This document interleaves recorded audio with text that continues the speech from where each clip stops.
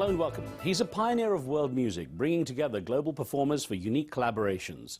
But he also founded one of the biggest rock bands in the world, Genesis, before launching his own incredibly successful solo career. This week on 101, meet the musically creative genius, Peter Gabriel.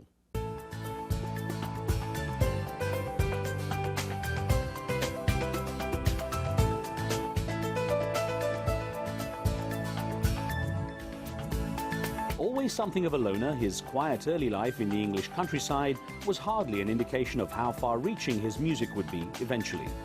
Peter Gabriel's early efforts with the progressive rock band Genesis, formed while he was still at school, took a downhill turn as his strong will clashed with others in the group. Gabriel continued to be a remarkably creative force once he launched his solo career, winning multiple awards, composing not only intriguing melodies, incorporating the latest technological tools, but often providing a visual feast for his fans through his videos and stage shows. His collaborations with ethnically diverse artists prompted him to develop the Real World Studios and record label, along with WOMAD, the world of music, arts and dance movement. Beyond his prolific work as a musician, Peter Gabriel also co-founded Witness, a non-profit group aimed at using video and the internet to combat human rights abuses. Peter Gabriel, great to have some time with you. You've done so much, there's just so much to cover in such a short period of time, so I'm going to try as best I can. But let me start by asking how you prioritize your time nowadays between the music, which I know you're very obviously still active in, and of course the humanitarian work you do. Well, I think whereas I used to be obsessively 100% music when I was a young man, now it's about a third music, a third technology, and a third what I call benefit projects of one sort or another. What would you credit to giving you such a sort of long lifespan in this business, such a sustainability, and what is quite a fickle and transient business? One thing about getting older is that you learn to, just to get on with who you are and not try and be all these other things. And at the same time, I do still love experimentation. So, yeah, but there's always new equipment being designed, and often, new toys lead you into new directions, and like many musicians, I love playing around with new toys, and I think that sort of childish sense of discovery, exploration and fun is what keeps it alive for you, and you hope for your audience.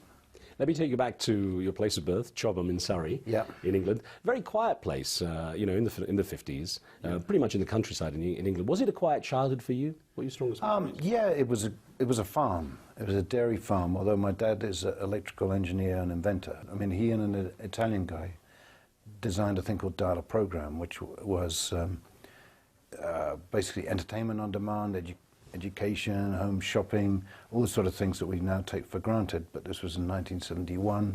There was access through the rotary dial of a telephone, and his company, it was based around pay TV, and his company, Rediffusion, thought people will never pay for television.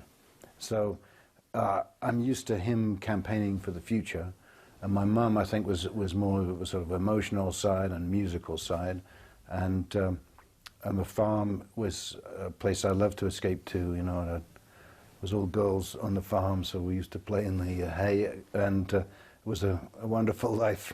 Well, your mother, Edith, actually was credited with giving you music lessons early on. She was from a musical family, wasn't she? And yeah, I mean, not professional. And in fact, there was on my dad's side, one of his sisters had sung opera, but in fact, she gave me £5 once to learn how real singers sing. And I just... It was this later in life, Paul. Yeah, I was singing professionally then, so I think there was a loaded message, but I just bought a Beatles record instead. So she took the clarinet, is that right? I never got the no, she didn't really teach me anything directly, but she still will play the piano, and so I would grow up listening to music, but I tried to learn flute and oboe. Both I was spectacularly bad, but and a pretty bad drummer, but the drums was louder than everything else, so that's what I stuck with for a while. You went to private schools, what they call public schools in Britain, of course, including the very magnificent-looking Charterhouse set out in the countryside there. A very established, old and established British school, and quite elite in many ways. How did you fit in there?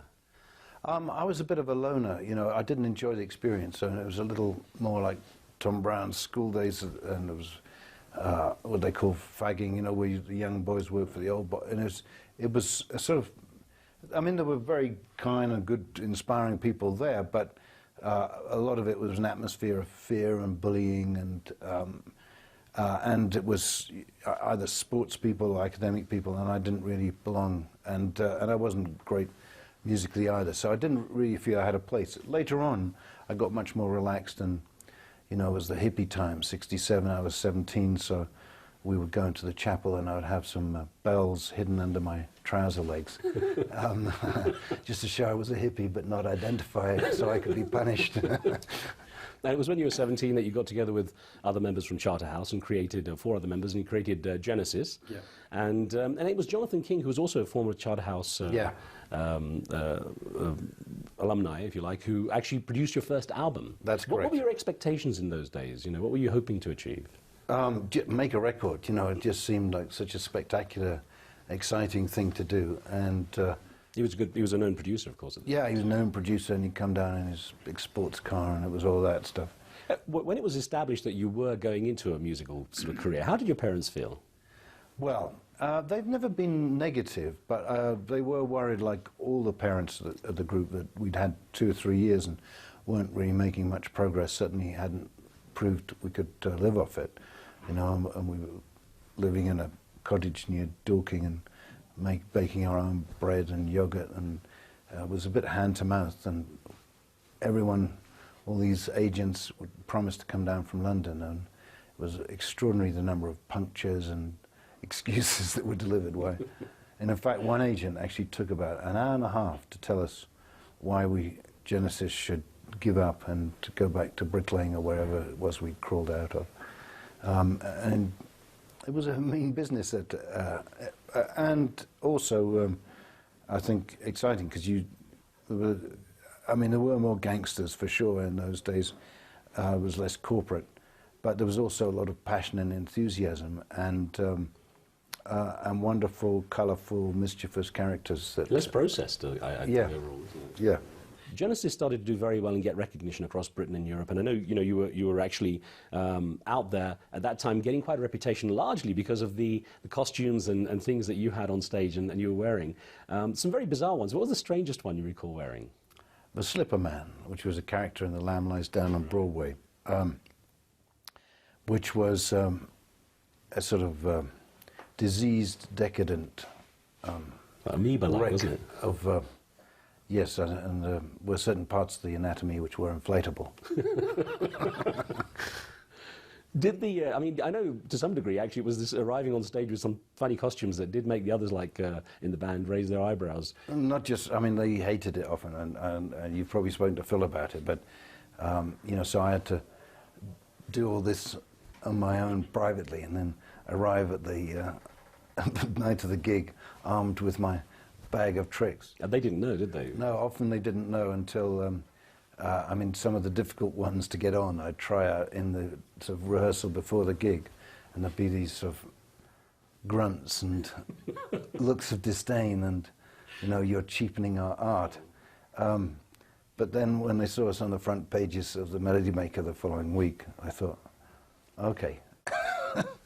It's interesting you're so flamboyant on stage, because you're essentially, you come across a lot of the time as quite a shy character. I think I am, but I think a lot of performers are quite like that, actually, that they have this other persona. And I remember I went to a lecture on masks at the Commonwealth Institute in London, and these kids were just putting on masks and suddenly becoming these alter egos. And, in our culture, we often see masks as something you hide behind. But in many other cultures, it's actually the vehicle through which you come out. So I think that was how I was using it. Now, in those early years of Genesis, you went through quite a few drummers, I think 3 drummers, then finally Phil Collins auditioned in 1970. And it was at your home, your parents' home. Yeah. And I gather he was given a pair of swimming trunks and told, go and swim while these others who were before you are going to audition. Well, that's right. It's typical Phil. He arrived early. Most of the rest of us arrived late. But and I devised, as this sort of drum freak, a series of tests, because I hate auditions. And one of the problems that we'd had with the other drummer, who was reasonable, but he was really slow learning, and the more ambitious we got with the music, we'd have to painstakingly you know, dubba dubba. I mean, that's not fair, but it wasn't. So at the tests, we had a number of pieces that we play the drummer, and then they asked him to play along with it. So it was not only trying to get the feel, but the capacity to learn. Phil went outside and was at the pool and thought, oh, there's some sort of test thing going on here. I'll listen hard. And of course, by the time he got to play, because I think he had two guys before him, he knew all the parts. But actually, it's a funny thing, because I knew when Phil sat down at the drum seat, before he played a note, that he was really in command of what he did. You know, some people just have a sense when someone gets in the car or whatever, you just know, yeah, they're in command of their instrument, they know what they're doing. And I used to have a lot of fun, you know, telling drummers some of the drum parts that I would love to have played myself. And of course, when Phil came along, that finished. Right, He yeah. was so good. And he's very different as a sort of Chiswick lad, local boy, you know, very much a streetwise kid, and he was mixing suddenly with these kids who were like privately educated. Very different kind of fit, wasn't it? Yeah, but I mean, we had a sort of shared sense of humour, and I mean, I enjoyed Phil's company very much. And he lightened it up sometimes, because you know I would get into these big rows with, particularly with Tony, who was also a great friend, but we have these major, you know, run-ins. There were a lot of tensions, as you mentioned, in the band. You actually told them you were going to leave after the, well, when Lamb Lies Down had been produced. But 74. Yeah, and you stayed on for the 8 months or so for the tour of it. Well, it was because it was a sort of stupid time from a sort of career or financial point of view, because we'd had big debts, and we were just sort of clearing our debts and about to make money. And so I'd go and leave. But it was, it felt claustrophobic, and it didn't feel right, and I wanted to do other things. I had an offer to do some ideas sort of for film for William Friedkin, who'd just come off The Exorcist at the time, and the band weren't going to make any time for me to do any outside projects. And I mean, later that changed, but and then the final nail on the coffin was my first, when my daughter was born, and they didn't think she was going to survive, and we had 2 weeks of hell and premature wood, and there was very little sort of tolerance and understanding from the band, and that was obviously more important to me than finishing the album, which was also going on at the time. So that also caused some tension, and but I did feel guilty that I was sort of scuppering the band's chances, or that's what they felt. I actually felt that as a group of songwriters, they would do fine after I left, which they actually did much better after I had left. But at the time, they were saying, we worked so hard for all this time. You're not giving us a chance. If you stay on and do these extra dates, then we'll have enough money to sort of have a little quiet time, find someone else, etc. So I agreed to do those dates, and it felt very sort of weird, because I felt I was sort of lying to the audience in a way, because I was there, but I knew, because they wouldn't allow me to announce that I was going, because they thought that would kill the tickets on the gigs. I don't think it would have done, but anyway, it was a very strange period, so it was good to end it. In retrospect, do you think you were more of a loner as a solo artist at heart than a band member? No, I think I love collaborations, but I also like getting my own way. That's what I mean. but I mean, so I love to do both, really. It's just when you've got a really clear idea and you're passionate about something, you want it done right. And sometimes the band's perfect environment, and they make something more than what you had imagined, and sometimes it isn't. So I felt enormous. I mean, I didn't rush into a solo career. I wanted out of the music business, and you took time off, didn't you? Because Salisbury Hill talks about that the time on your own. Yeah, and it was 2 years pretty much, and I was sort of growing cabbages and children.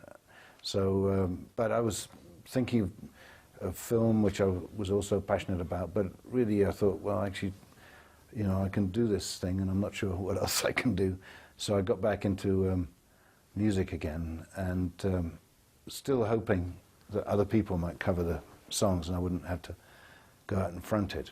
But you know, no one really wanted to do that. So. You said how, as a young lad, you were very much into your own life, you know, turning up the music, playing these instruments and so on. Who were your mentors in life? Who did you then turn to for inspiration?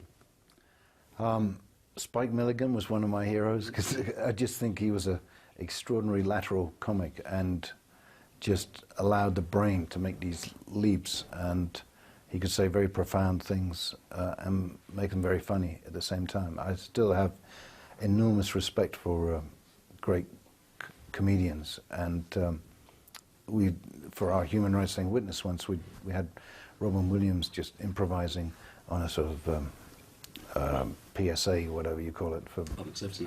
yeah, ad effectively, but he was just outstanding, and boof, boof, boof, and you just see the brain working at great speed and to great effect. And I think, you know, we all need to laugh a lot more than we do. There was a price to pay, though, for your professional success and the time that's gone on, you know, from the divorce to difficult relationships, even with your daughter for a while as well. Yeah.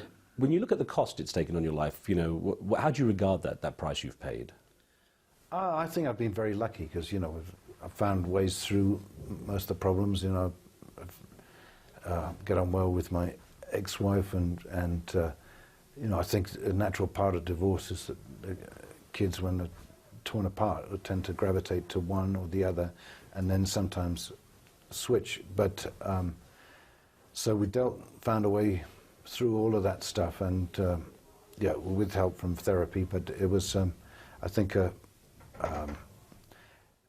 yeah, there was the feeling that when you joined the band, you joined the army, and that there wasn't really room for another life.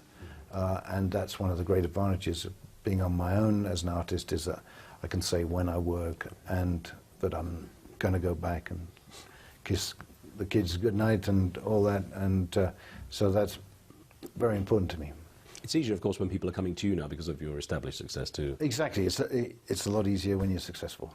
You also put a lot of that expression into your music, the songs you wrote and the way sometimes the music was structured as well. Did you find that quite therapeutic, getting it all out there like that? Yeah, and the other thing is, which I found really extraordinary at first, is that you don't know how some of the songs are going to hit people, and a number of people, including actually a well-known musician and a comedian, in fact, have said that they were contemplating suicide and didn't, because they had "Don't Give Up" as the song, and you think, wow, and you suddenly realize that it's like a toolbox full of emotional tools when you put out music and you put some real feeling in it, and so I'm a bit more conscious of that, and grief, I think, is still something that hasn't really got a. I mean, there are some songs that deal with it, but maybe not enough. So that was one where I actually sort of thought of what I was trying to do. And a friend recently lost his daughter and used the song. But I think it would be good for other artists too to think sometimes of how the stuff might get used, as well as just wanting to get their own things out. It's interesting that in the 1980s you became well known for getting into the activism with Amnesty International. You're also far more into the championing human rights. What prompted that at that time? Well, I think there were a number of things. I think I was just getting more interested in what was happening in the world, and I think naturally as you get a little older, you get a little less selfish. And then I wrote the Biko song, and that was a difficult decision for me, because you know, I hadn't written anything overtly political before, and Tom Robinson was very helpful in encouraging me, because I thought there wouldn't be any credibility for this song, and he was saying, well, A, it's a good song, B, if attention and money goes in the right direction, it doesn't matter what people think of you, so get on with it. And that, you know, was a very important song to me, because it was sort of my calling card, saying, come and get me, for anyone who had a cause. Which they did. Yeah, which they did. And then Bono rang up and said, you know, we're doing this tour in America, '86 for Amnesty, and he said, well, it was anyway. that song, "We Have to Have You on This Tour," and so that got me to meet a lot of the people who've been tortured and been victims of human rights abuses, and so suddenly it was sitting right in front of me, and I couldn't walk away from it, and got more and more engaged. In 1992, you co-founded a non-profit group called Witness to counter human rights abuses and to use the video and the internet for this. Tell me about that. Well, that was, again, just a result of an experience on this, on these amnesty tours, because the 88 one we took around the world. And what astonished me was that you'd meet people who watched their family members being shot in front of them or tortured, and then those experiences would be completely denied and forgotten and buried. However, whenever there was a bit of video, even them telling their stories and experiences, or occasionally of the abuses, it was very hard for those in power to argue this didn't happen. So we thought, okay, let's get cameras out to activists, and human rights organizations weren't really doing that. They were using text. So we set up Witness. Reebok funded it, Lawyers Committee gave us a home, and you know, I think it's worked in 80 different countries now, and it's still, you know, relatively small. We haven't got to it doesn't reach people in the way that YouTube does, but it does try and make it a bit more secure, and there's some campaigns that have changed laws in various countries, and I think there's a lot more of that which can happen. You've achieved so much, Peter, professionally and personally as well. You've won so many awards for your music and your humanitarian work. You're known to be a very hard worker, and I wonder, with all the things you've done, what do you feel is the biggest lesson you've learned in life?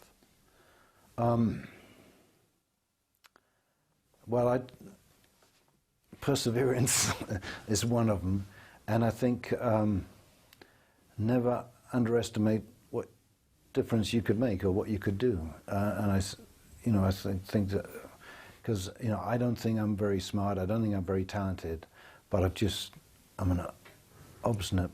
People might argue. People might argue that. I've seen other people, at every stage with everything I've done, who are smarter and better at them than I am, and that hasn't deterred me. So that's what I say to young people everywhere. Don't limit yourself or limit your expectations, because if you want to make a difference, if you want to change the world, it's all there. You're very active, you're constantly evolving. Have you set yourself any long-term goals at the moment? Well, I'm trying to get sort of life-work balance sorted out, and I love being a dad. I love my family life, and so getting that right with work, that's a goal. I like to do more sport, exercise. So these sort of personal goals, but and just to continue plugging away. How would you like to be remembered? What legacy would you like to leave behind?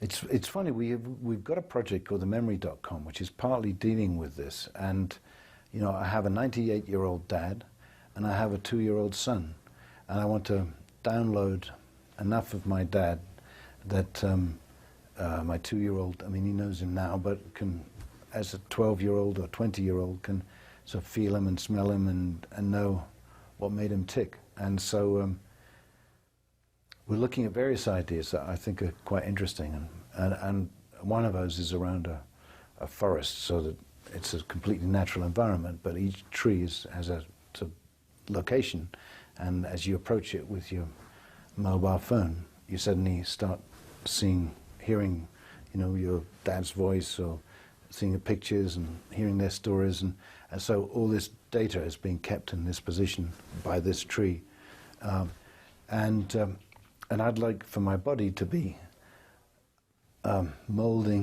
getting moldy under a tree and feeding it, and full of worms, and becoming something useful. But you'll certainly do some wonderful music and some great projects behind, Peter. Thank you very much for your time. Thanks. Sure.